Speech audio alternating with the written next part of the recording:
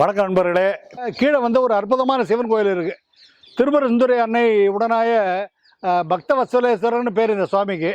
இந்த கோயிலில் ஒரு சிறப்பு என்னென்னா, இங்கே சங்கு குளம் இருக்குது. இந்த குளத்தில் வந்து 12 ஆண்டுக்கு ஒரு முறை சங்கு உற்பத்தி ஆகுது. அந்த மாதிரி 12 ஆண்டுக்கு ஒரு முறை இப்போ 2024 கூட சங்கம் 23, 24 எடுத்துருக்காங்க. அப்போது ஒவ்வொரு 12 வருஷத்துக்கு உற்பத்தி ஆகக்கூடிய சங்கம், அது இறைவனுடைய துறையில் தார உற்பத்தி ஆகக்கூடிய சங்கம் எடுத்து அங்குள்ளே வந்து தனியாக ஒரு பாதுகாப்பாக வச்சுருக்காங்க. அதை தவிர இன்னும் சில சிறப்புன்னு பார்த்தீங்கன்னா, இங்கே வந்து மற்ற கோயில் மேலே சிவனோட இங்கே அம்பாளுக்கு சிறப்பு அதிகம். அம்பாளுக்கு விசேஷமான ஒரு நிலை. 6 அடி உயரத்துக்கு பத்மபீடத்தில் அம்பாள் வந்து திருப்பரந்துரை வந்து அற்புதமாக அப்படியே கண் முன்னாடியே பிரத்யட்சமாக காட்சி கொடுக்கக்கூடிய ஒரு நிலை.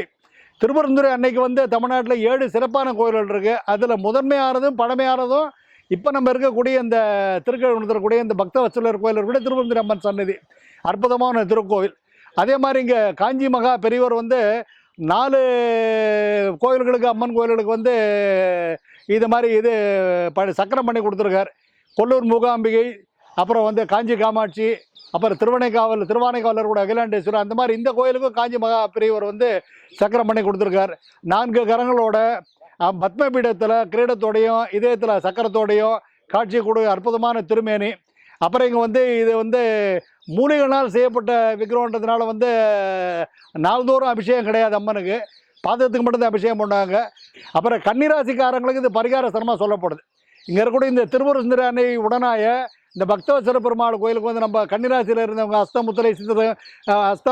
உத்தரம் சித்திரை நட்சத்திரம் பிறந்தவங்களுக்கு பரிகார ஸ்தலமாக சொல்லப்படுறதுனால இது ஒரு தனி சிறப்பு. இது அப்படி அம்மனுக்கு முதன்மை கொடுத்து இந்த திருப்பர சுந்தரி அம்மன் வந்து பகவான் சிவனை பார்த்த மாதிரி இருக்கிற ஒரு தனி சிறப்பு. சாதாரணமாக சிவன் கோயிலில் சிவன் கிழக்கு நோக்கி இருப்பார், அம்பாள் தெற்குமாக இருப்பாங்க. அப்படி இல்லாமல் சிவனை பார்த்தபடி அம்மன் இருக்கிறது தனி சிறப்பு.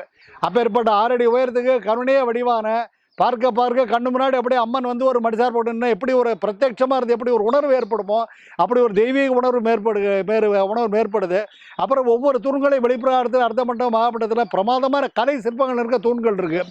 அப்படி பல்லவர் காலத்தில் கட்டப்பட்ட அருமையான கலை சிற்பங்களோடு அடங்கிய தெய்வீகத்தன்மை பொருந்திய அற்புதமான திருமேனியோடு திருப்பர சுந்தரி அன்னை காட்சியளிக்கக்கூடிய திருப்பர சுந்தரி அன்னை உடனாய பக்தவத்சலர் பெருமானை தரிசித்தோம். அடுத்த போல நம்ம மேற்கொண்ட யாத்திரை தொடர போகிறோம். சிவராத்திரி ஆகிய இந்த நன்னாளில் இங்கே வந்து திருப்பர சுந்தரியும் பக்தவத்சலரை தரிசித்தது ரொம்ப மாபெரும் பாக்கியமாக நினைக்கிறோம். இது போன்ற பல சிறப்புகளுடைய இன்னும் ஒரு கோவிலேருந்து உங்களை பற்றி சிறப்புகளை சொல்கிறதுக்காக உங்களை மீண்டும் சந்திக்கும் வரை உங்களுக்கு நன்றி கூறி விடைபெறுவது உங்கள் நண்பன் ஆசங்கர். நன்றி, வணக்கம்.